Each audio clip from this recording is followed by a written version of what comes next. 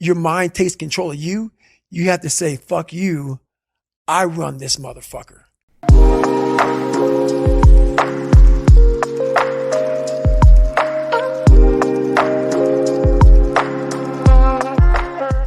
What's amazing about the human mind is that it becomes your new norm. Like to think that I can run 200 miles, 240 miles, and that becomes like running 50. I never thought that was possible. This is why I'm always pushing that limit, because I know that within pushing these limits, there's always more. So I end up doing like almost like back-to-back 200-mile runs.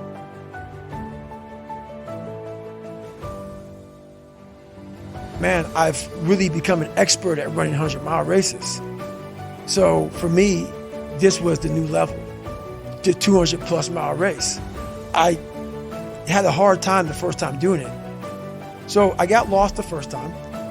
I got seriously sick, was off course. So basically, I bed down about 12 hours.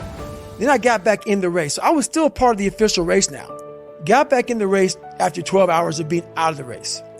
So now I get to about 200 and some odd miles and I'm sick as hell. Can't breathe, high altitude pulmonary edema, totally jacked up.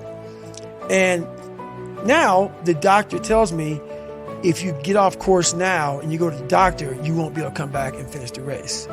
So I had to make a call. Like, you know what? I'm pretty messed up, got off. I'm literally laying in bed and I'm feeling better.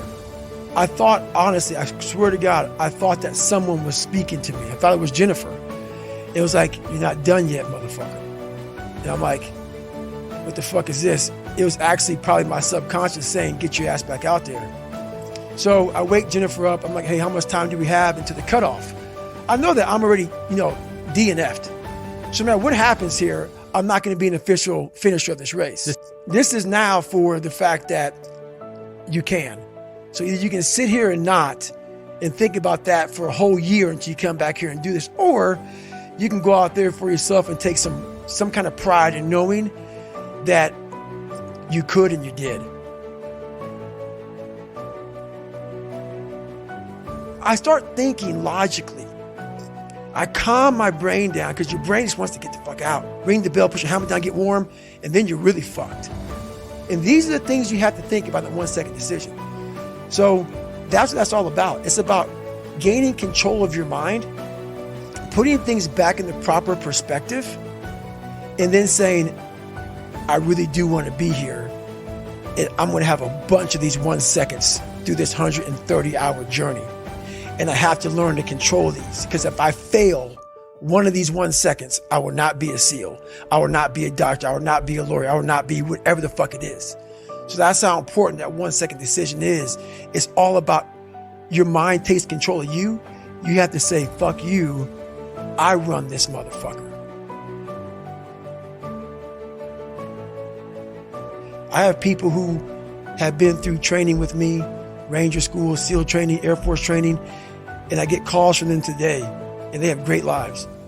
And all they talk about is how they failed in that one moment. And they can't even enjoy their life now because they're now warm. They're now warm. There's no more suffering. There's no more suffering for me either. And we're in the same boat now. But you're suffering, so we're not suffering, but you're thinking about what you could have been. I am exactly what I should have been. Failure is the ultimate thing, man. I failed so many times before. And that's why I don't look at failure anymore as failure. I look at it as my first, second, and third attempt. So that's what that's all about, man.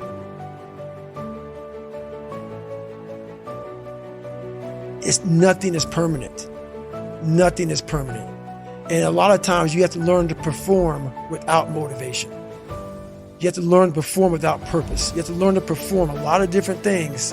And that's what people think. They think I need to have this motivation to work out, to study, to be better. So if they don't have it, they just don't fucking do it. And that's where you fail. You have to learn to train your mind well beyond motivation. You have to learn to exist without it. You have to learn to be your best self when you're least motivated. Motivation is just a word.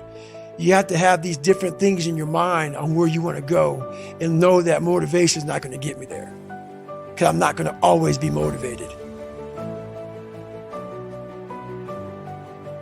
Because this world we live in is tough. It's tough. It will beat you down. The world and the life that we live in is the ultimate competitor. It will try to take you out. It will find your weakness and it will fucking just hammer you. So build belief, build confidence to the point where nothing can hurt you because you know exactly who you are.